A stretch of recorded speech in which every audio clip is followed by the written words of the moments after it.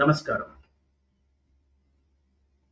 ముస్లిం సహోదరులారా, ఇస్లాం విశ్వాసులారా, మీ జీవితంలో మీరు అత్యంత ఆప్తుడని భావిస్తున్న, మీరు అమితంగా అభిమానిస్తున్న, మీరు ఆత్మీయ స్నేహితుడుగా అంగీకరిస్తున్నటువంటి ఒక వ్యక్తి గురించిన కథ ఇది. అలాంటి ఒక వ్యక్తి ఎవరికైతే 50కి పైగా జీవిత అనుభవం ఉన్నటువంటి మీ ఆత్మీయ స్నేహితుడు, నిత్యం మీ ఇంటిని సందర్శించి మీ కుటుంబ సభ్యుల చేతులతో ఆతిథ్యం స్వీకరించేవాడు, మీ కుటుంబ సభ్యులచే అత్యంత ఆదరణీయుడుగా అంగీకరించబడినటువంటి వ్యక్తి ఆ స్నేహితుడు. నిరంతరం మీ ఇంటికి వస్తున్నటువంటి ఆ వ్యక్తి, మీ కుటుంబ సభ్యులు ఇచ్చే ఆతిథ్యాన్ని ప్రేమగా స్వీకరించే ఆ వ్యక్తి రోజు సుప్రభాతంలో వచ్చి, రాత్రి నాకు ఈ మహత్తరమైనటువంటి సృష్టిని సృష్టించినటువంటి ఆ సృష్టికర్త నా కలలోకి ఒక దైవదూతను, ఒక దివ్య బహుమతిని ఇచ్చి పంపించాడు అని, ఆ దివ్య బహుమతి పట్టు వస్త్రాలలో పొదిగి ఉందని, అప్పుడు నేను ఆ వచ్చినటువంటి దైవదూతతో ఆ పట్టు వస్త్రాలు తొలగించమని అడిగానని, ఆ పట్టు వస్త్రాలు అతను తొలగించినప్పుడు నా గుండె ఒక్కసారిగా ఆగిపోయింది, నా శరీరం వణికింది, నా మెదడు స్తంభించిపోయింది. ఎందుకంటే ఆ పట్టు వస్త్రాలు తొలగించిన తర్వాత అందులో ఒక 6-7 ఏళ్ల చిన్న అమ్మాయి నా వైపు చిరునవ్వుతో చూస్తున్నట్టు, ఒక అందమైనటువంటి ఆ పాప యొక్క ఆ చిరునవ్వున స్వాగతం పలుకుతున్నట్టుగా కనిపించింది. అప్పుడు ఆ దూత నాతో అన్నాడు, ఈమెను మీరు వివాహం చేసుకోవాలి. ఇదే ఆ సృష్టికర్త యొక్క ఆజ్ఞ. ఆ అమ్మాయి ఎవరో కాదు, ఆ అమ్మాయి ఎవరో మీకు తెలిస్తే మీరు కూడా స్తంభించిపోవచ్చు, మీ కాళ్ళ కింద ఉన్న భూమి కదిలిపోవచ్చు.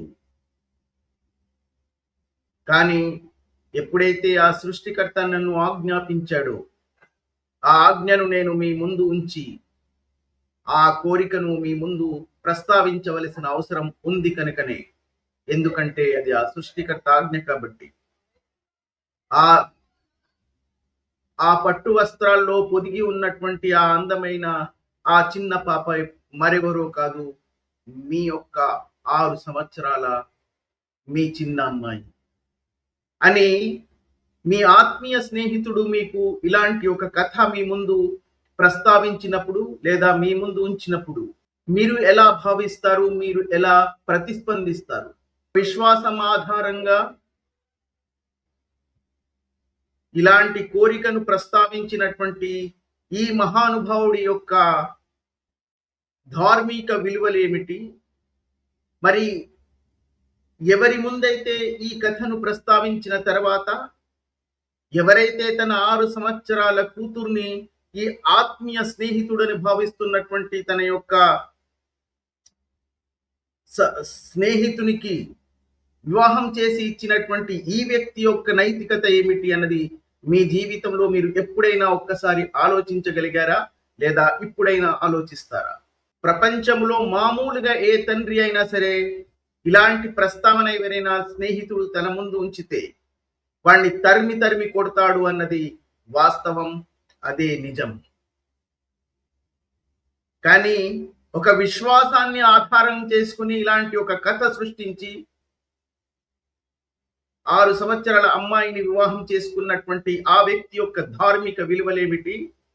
ఆ వ్యక్తిని విశ్వాసించో, లేదా తన స్వార్థం కోసమో తన బుడి అడుగులు వేసుకుంటూ అప్పుడే పెరుగుతున్నటువంటి ఆ 6 సంవత్సరాల తన అమ్మాయిని ఈ 54 సంవత్సరాల వృద్ధుడికిచ్చి వివాహం జరిపించినటువంటి ఆ తండ్రి యొక్క నైతికత ఏమిటో ఆలోచిస్తారా?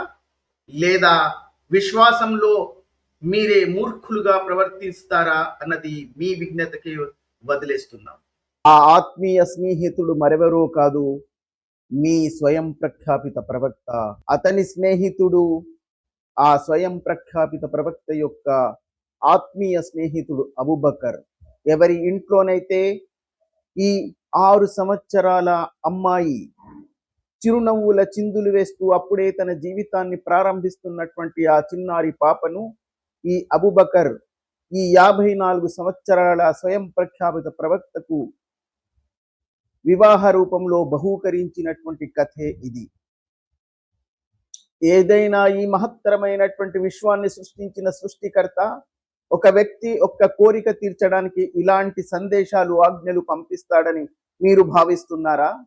లేదా ఈ స్వయం ప్రఖ్యాపిత ప్రవక్త ఆ 6 సంవత్సరాల అమ్మాయిని వివాహం చేసుకోవడానికి అల్లిన అబద్ధపు కథ అని విశ్వసిస్తారా? మీ విజ్ఞతకే ఇది వదిలేస్తున్నాం.